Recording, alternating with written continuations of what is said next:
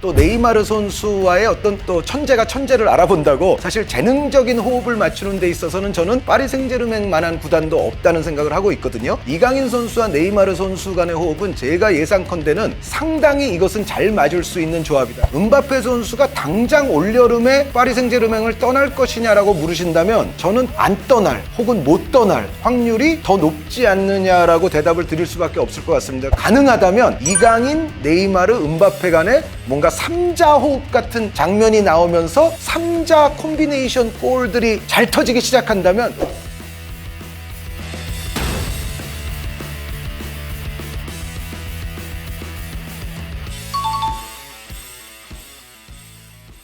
일단 파리 생제르맹은 기존에 또 있었던 선수들을 어느 정도 정리하는 과정도 필요하기 때문에 정리가 일단락이 돼야만이 이제 이강인 선수가 어느 정도의 경쟁에 직면하게 됐는지가 조금 더 이제 명확히 드러나기는 할 텐데요. 전체적인 지금 구도에서 이강인 선수는 역시 파리 생제르맹이 이런 유형의 실력 있는 선수가 필요했기 때문에 데려온 이제 바로 그러한 선수로서 저는 입지를 굳히게 될 것이라고 예상을 합니다. 그러니까 파리 생제르맹 정도의 클럽에 왔을 때는 이강인 선수도 근본적으로 어떤 첨예한 경쟁 같은 것을 분명히 고려를 했을 것이고 이강인 선수의 성향상 그러한 경쟁을 피할 이유도 없고 이제 마다하는 스타일도 아닙니다. 이강인 선수를 애초에 이제 파리 생제르맹이 눈여겨봤을 때는 선수 영입을 주도하고 있는 루이스 캄포스 풋볼 어드바이저가 있는데 이분은 사실은 유럽 축구에서 장기간 동안 선수 스카우팅과 선수 연구에 관해서 일가를 이뤄온 그러한 어떤 전문가라고 볼 수가 있습니다. 그래서 분명히 이강인 선수에 대해서 루이스 캄포스 어드바이저가 단연간 연구를 해왔음에 저는 틀림이 없다고 생각을 하고 이강인 선수의 실력에 대해서만큼은 파리 생제르맹은 이미 검증을 했고 확신을 가지고서 데려온 것이다 라고 저는 확신을 하고 있고요. 파리 생제르맹의 지난 시즌에 어떤 다소간의 저조함을 낳았던 가장 큰 원인 중에 하나는 역시 미드필드가 기대치만큼의 기능을 하지 못했기 때문이라고 볼 수가 있는데 이강인 선수가 마요르카에서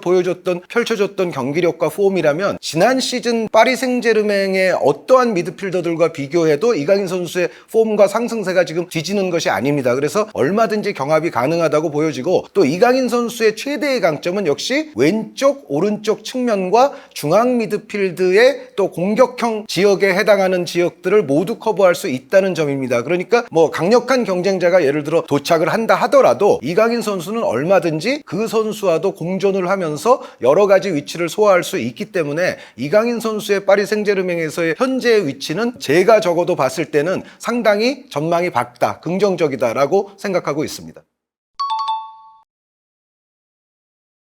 이강인 선수가 뛸 수 있는 위치는 크게 봐서는 역시 이제 양 측면, 그 중에서도 이제 오른쪽 측면이 아무래도 이강인 선수가 뛰기에 더 이제 유력한 지역이 될 것 같고요. 현재 이제 이강인 선수와 더불어서 같이 영입이 된 아센시오 선수의 경우에는 전체적인 경기 관여력이랄지 또 주변에 있는 동료들을 도와주는 어떤 스타일이라든가 솜씨가 이강인 선수의 그것보다는 떨어지는 것이 지난 시즌까지 나타났던 틀림없는 결론이거든요. 그래서 예를 들어 네이마르라든가 음바페라든가 혹은 새로이 영입 될 비싼 값 나가는 이제 공격수가 있을 때 이 선수들의 득점 파괴력을 최대치로 살려주기 위한 오른쪽 측면 자원은 스타일을 비교해 봤을 때는 아센시오 선수보다는 이강인 선수가 훨씬 더 적절한 의미가 있습니다. 지금 현재 구도에서는 이강인 선수가 오른쪽 측면 윙포워드 자리에 나오면은 가장 적합하게 자신의 어떤 역량과 또 주변 동료들과의 조화를 이뤄낼 수 있지 않을까라는 생각을 하고 있습니다. 여기에 이제 중앙 미드필드를 루이스 엔리케 감독이 어떻게 구축하느냐 에 따라서 좀 다르겠지만 역삼각형 미드필드를 구축할 때는 역시 역삼각형에 좀 위로 올라와 있는 지역이 이강인 선수가 뛸 수 있는 지역들이라는 생각입니다. 이번에 새로 영입한 수비형 미드필더 우가르테 선수를 맨 아래쪽에 배치를 하고 지난 시즌에 좀 기대치에 못 미치기는 했습니다만 그래도 전체적인 팀을 조율하는 데 있어서 실력이 있다고 볼 수 있는 베라티 선수가 역삼각형의 왼쪽에 포진을 한다 치면 이강인 선수를 역삼각형의 오른쪽에 포진시키는 이러한 형태의 그림도 파리 생제르맹은 충분히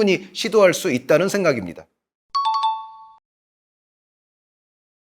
이강인 선수가 마요르카에서는 정말 자신이 낮은 지역에서부터 볼을 간수하고 몰고 제치고 나오면서 무리치 선수를 향한 양질의 패스를 공급하는 데 이르기까지 이강인 선수가 정말 혼자서 떠맡아야 될, 해내야 될 공격 작업이 상당히 많았습니다. 그런데 반면에 이제 파리 생제르맹은 뭐 미드필드 지역도 그렇고 또 이제 네이마르 선수 혹은 뭐 음바페 선수랄지 뭐 새로 올 공격수랄지 이런 전체적인 구성을 봤을 때는 이강인 선수가 마요르카에서만큼 고생할 필요가 전혀 없습니다. 이강인 선수는 또 네이마르 선수와의 어떤 또 천재가 천재를 알아본다고 사실 재능적인 호흡을 맞추는 데 있어서는 저는 파리 생제르맹만한 구단도 없다는 생각을 하고 있거든요. 이강인 선수와 네이마르 선수 간의 호흡은 제가 예상컨대는 상당히 이것은 잘 맞을 수 있는 조합이다. 그러니까 이강인 선수는 오히려 옆에 기량이 좋고 정말 축구적인 센스가 넘치는 선수가 주변에 포진하게 되면 오히려 이강인 선수가 갖고 있는 강점도 더욱더 시너지를 내서 같이 살릴 수 있는 그러한 어떤 플레이메이커 기질을 충분히 가지고 있기 때문에 이강인 선수는 약간 오른쪽 측면 낮은 지역에서 플레이메이킹을 해주면 그 볼을 이어받은 네이마르 선수가 중앙 내지는 약간 왼쪽 지역에서 더 높은 곳으로 올라가면서 찬스 메이킹을 하는 상황에서 음바페라든가 또 다른 공격수들의 득점이 터지게 된다면 이것이 아마 파리 생제르맹이 그릴 수 있는 가장 창조적이고도 위협적인 득점 루트가 되지 않을까라고 예상을 합니다. 언어적으로 감독과의 직접적인 의사소통에 어려움이 없다는 것은 정말 선수가 누릴 수 있는 굉장히 큰 강점이라고 볼 수 있습니다. 감독의 지시사항을 곧바로 알아듣고서 그것을 그라운드 위에서 구현하는 데 있어서도 매우 유리할 뿐 아니라 또 예를 들어 뭐 이해가 안 가는 측면이 있을 때 감독에게 바로바로 직접 질문도 하고 뭐 토론도 하고 할 수 있다는 측면에 있어서 일단 이강인 선수와 루이스 엔리케 감독이 직접적인 언어 소통이 가능한 국적의 감독이 왔다는 것은 분명한 강점이라고 보여지고, 그리고 루이스 엔리케 감독의 지금까지의 커리어를 봤을 때 이강인 선수와 굉장히 잘 들어맞을 수 있는 측면들이 분명히 존재합니다. 그것은 엔리케 감독이 과거에 보면은 자신의 어떤 지시사항을 잘 이행할 수 있는 선수라면은 또 엔리케 감독은 중용하는 모습들을 보여줬기 때문에 어린 선수들 또 유망주들을 굉장히 잘 대해주고 이름값에 그렇게 집착하지 않는 스타일의 지도 방식을 보여왔다는 측면은 분명히 이강인 선수에게는 루이스 엔리케 감독이 잘 맞는 부분이 있겠고요. 여기에 또 한 가지 말씀드릴 것은 엔리케 감독은 어떤 팀을 맡았을 때는 상당히 이제 주도적으로 이제 몰아붙이는 내용의 경기를 하기도 하지만 또 어떤 팀을 맡았을 때는 약간은 실리적인 컨셉을 가미를 하면서 또 경기를 운영을 하기도 했습니다. 첫 번째로 예를 들어 루이스 엔리케 감독이 굉장히 주도하는 흐름과 주도하는 컨셉의 경기를 원할 때는 이강인 선수의 역시 그 테크닉적인 측면, 세밀한 어떤 볼을 간수하는 능력, 그리고 발재간으로서 또 상대 수비를 벗겨내는 능력, 주변 동료들의 위치를 빠르게 파악하고서 또 주고받을 수 있는 능력, 이러한 부분들이 분명히 루이스 엔리케 감독이 주도하는 축구를 시행하려 할 때는 상당히 이제 부합하는 재능들이 될 것이고, 또 루이스 엔리케 감독이 만약에 실리적인 컨셉을 상당히 가미하면서 경기를 하려고 하더라도 이강인 선수가 보유하고 있는 왼발 한 방의 킥 능력, 한 번의 그 킬 패스라든가 크로스를 정확하게 보내줄 수 있는 그 왼발의 킥 능력이 있기 때문에 루이스 엔리케 감독이 어떠한 컨셉의 경기를 운영을 하더라도 이강인 선수는 거기에 맞출 수 있는 능력과 재능을 이미 보유하고 있다. 킬리안 음바페 선수와 지금 파리 생제르맹 수뇌부와의 관계는 분명히 좋지 않은 쪽으로 이미 흘러가고 있는 것이 명확하다고 볼 수가 있습니다. 그럼에도 음바페 선수가 당장 올여름에 파리 생제르맹을 떠날 것이냐라고 물으신다면 저는 안 떠날 혹은 못 떠날 확률이 더 높지 않느냐라고 대답을 드릴 수밖에 없을 것 같습니다. 음바페 선수에게 여태까지 투입된 돈, 그리고 정말 해줬던 정말 놀라운 수준의 어떤 대우, 이런 것들을 고려해 봤을 때 파리 생제르맹은 분명히 음바페 선수를 데려가는 구단에게 천문학적인 금액을 요구를 할 겁니다. 아무리 계약 기간이 얼마 남지 않았더라도 파리 생제르맹 입장에서는 절대 순순히 쉽게 작은 금액으로 보낼 수는 없는 선수이기 때문에 굉장히 큰 금액을 요구를 할 텐데, 과연 올여름에 그러한 파리 생제르맹의 요구를 선뜻 응하면서 그 돈을 다 테이블 위에 올려놓으면서 음바페 선수를 데려갈 수 있는 클럽이 과연 얼마나 될까? 과연 존재하기나 할까? 이러한 어떤 질문을 던졌을 때는 물음표를 칠 수밖에 없는 그러한 상황이기 때문에 현실적으로 음바페 선수와 파리 생제르맹 간의 관계가 지금 악화 일로를 걸었다 치더라도 음바페 선수가 당장 그렇다고 어느 다른 클럽으로 뛰쳐나가기에는 쉽지 않은 일이 될 수가 있고, 그렇다면 예를 들어 이강인 선수가 오른쪽 측면 내지는 오른쪽 측면에서 약간 중앙 쪽으로 들어온 공간에서 왼발 패스를 날려서 음바페 선수의 뒷공간 침투에 맞춰주는 그러한 어떤 이강인과 음바페 간의 어떤 호흡에 의한 또 조합골도 우리가 충분히 기대해 볼 수가 있겠고, 그런데 또 이강인 선수와 음바페 선수만 너무 이렇게 공격 포인트를 합작하게 되면 제 생각에는 또 네이마르 형님께서 또 기침을 한번 하시면서 또 약간 문제가 될 수 있기 때문에 가장 바라는 것 중에 하나는 가능하다면 이강인, 네이마르, 음바페 간의 뭔가 3자 호흡 같은 장면이 나오면서 3자 콤비네이션 골들이 잘 터지기 시작한다면 그거야말로 이강인 선수 입장에서도 그렇고 파리 생제르맹 전체적인 입장에서도 가장 바람직한 상황이 되지 않겠나라는 생각입니다.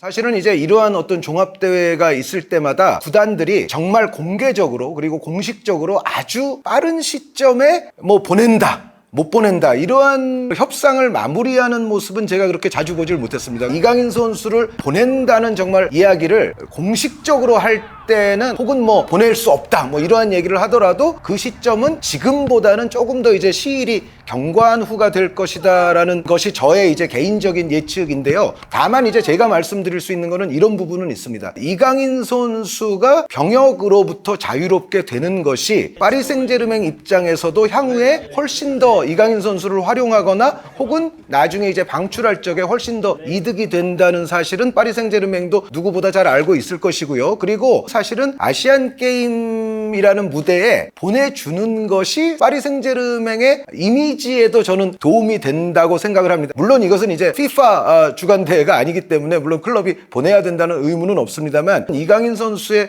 전체적인 커리어와 인생에 있어서 상당히 중요하다고 할 수 있는 이런 문제를 놓고 만약에 파리 생제르맹 정도로 선수가 풍부한 클럽, 정말 호화 군단의 클럽이 강경하게 반대하는 모습을 펼치면 사실은 그것도 저는 파리의 이미지에 그렇게 썩 도움이 되는 일은 아니라고 생각을 하기 때문에 부디 긍정적으로 얘기가 잘 돼서 이강인 선수가 가급적 스무스하게 아시안 게임에 합류할 수 있는 쪽으로 결론이 나기를 바라고 있습니다만 다시 말씀드리건대 지금 단계에서 이거를 확언할 수는 없다.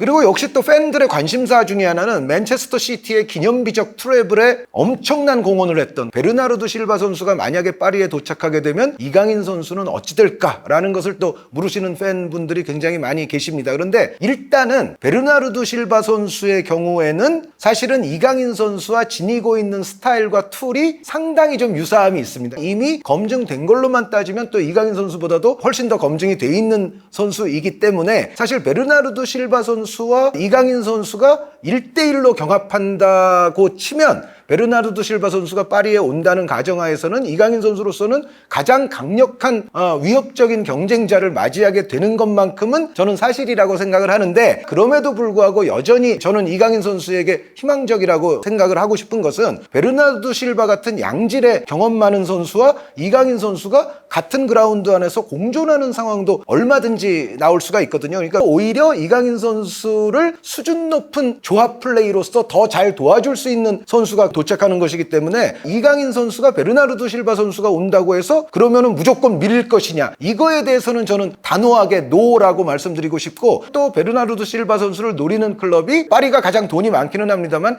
파리 한 클럽만은 아니기 때문에 이러한 부분도 이제 베르나르도 실바 선수를 실제로 파리가 안착시킬 수 있느냐는 조금 더 두고 봐야 될 일이다, 이렇게 말씀을 드릴 수 있겠습니다.